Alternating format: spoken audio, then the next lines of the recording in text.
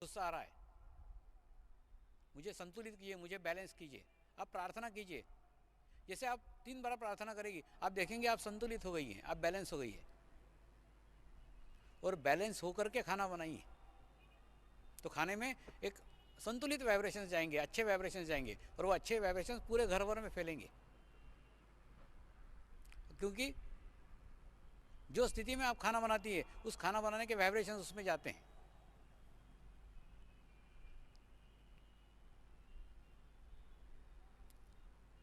पति गुस्सा करता होगा,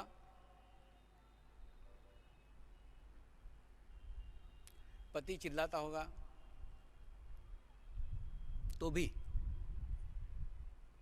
अपने आप को संतुलित किए बिना, अपने आप को बैलेंस किए बिना खाना मत बनाइए, अन्यथा खराब वाइब्रेशन पूरे घर भर में फैलेंगे।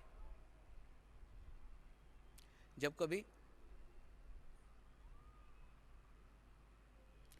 पति हल्ला मचाए, पति गुस्सा करे, तो ऐसे समय आप आपके भीतर के मातृत्व के भाव को बढ़ा दीजिए। आपके अंदर बहुत बड़ी शक्ति है मातृत्व की, उसको बढ़ाइए, वृद्धिगत कीजिए। जैसे होता है कि नहीं, माँ को 2 बच्चे रहते हैं, एक बच्चा रहता है दूध पीता है, खाता है, पीता है, सोता है, वो नहीं चिल्लाता, अच्छा बच्चा रहता है। एक बच्चा रहता है, वो बचपन से ही दुबला रहता है, वीक रहता है, और रोते रहता है, टीर टीर टीर टीर टीर टीर। तो माँ क्या उसको थप्पड़ लगाती क्या? दो नहीं लगाती, दया के दृष्टि से देखती है, अरे रे रे मेरा बच्चा कितना कमजोर है रे, दया की दृष्टि देखती है। ठीक उसी प्रकार से वही दया का भाव पति के प्रति लाओ, अरे रे रे मेरा पति कितना कमजोर है रे।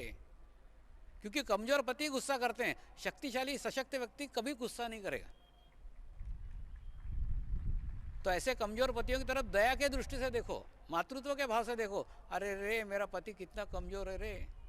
तो ऐसे कमजोर पतियों को दया करने की आवश्यकता है, उस पर गुस्सा करने की आवश्यकता नहीं। वो पहले ही कमजोर, उस पर क्या गुस्सा करने का।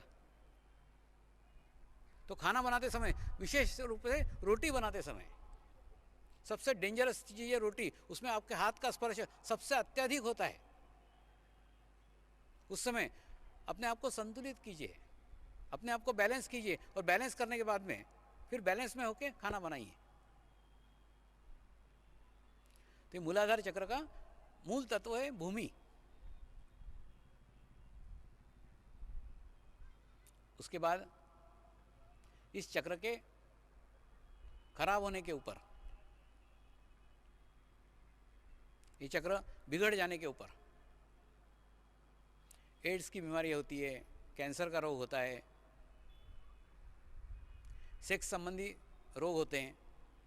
ये सब इसी के कारण होते हैं। आपका विसर्जन संस्थान दूषित हो जाता है, आपके शरीर में जो विजातीय तत्व निर्माण हो जाते हैं वो बाहर नहीं निकल पाते, और बाहर नहीं निकल पाते उसके कारण आपके बाकी सब चक्रों को वो खराब करते हैं।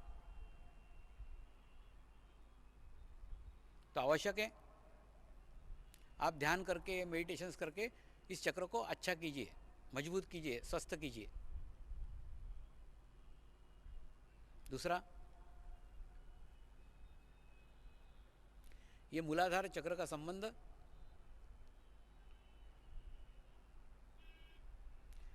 चित्त के साथ में है। आपका चित्त किस जगह है, उस जगह से वो अच्छी या खराब ऊर्जा ग्रहण करेगा। अच्छी जगह अच्छी ऊर्जा ग्रहण करेगा, खराब जगह खराब ऊर्जा ग्रहण करेगा। कई लोगों का चित्त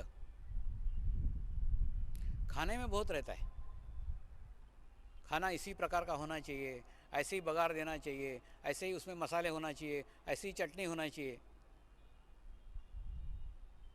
विशेषतः ऐसे लोग पत्नियों को बड़े परेशान करते। ऐसे लोगों को यात्रा पे भेज देना चाहिए। 4-6 महीने जब बाहर की खाना खा के आएंगे ना, सब स्वाद भूल जाएंगे, क्योंकि सब दादागिरी घर में ही चल सकती है। घर के बाहर गए तो जो मिलेगा वो खाना ही पड़ेगा।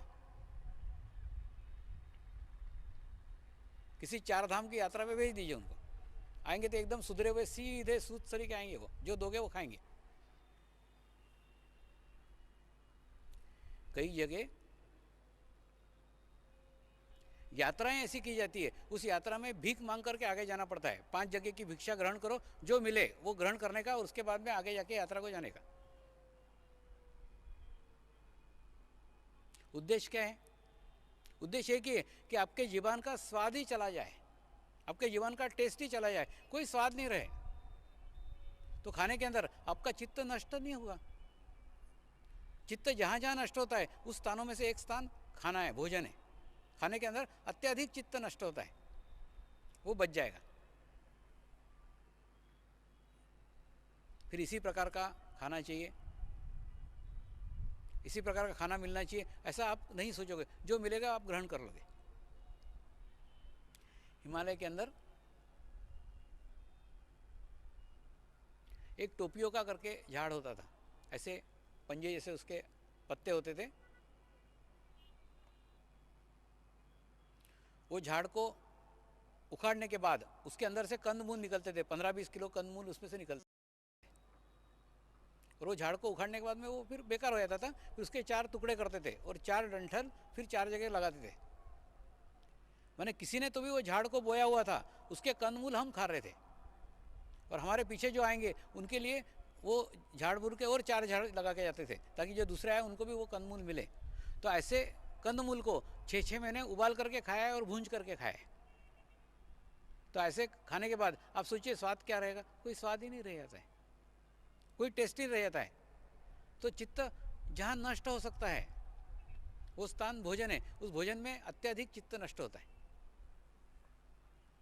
दूसरा नष्ट होता है स्त्रियों के अंदर। अगर स्त्रियों को देख करके तुम्हारे मन में बुरे विचार आ रहे हैं, गलत विचार आ रहे हैं, तो इस मार्ग की पहली पादान भी तुम नहीं चढ़ सकते हो। एक चोर की कुंडलिनी जागृत हो सकती है, तुम्हारी नहीं, क्योंकि तुम्हारा तो मूलाधार ही पकड़ा हुआ है, आधार चक्र ही पकड़ा हुआ है।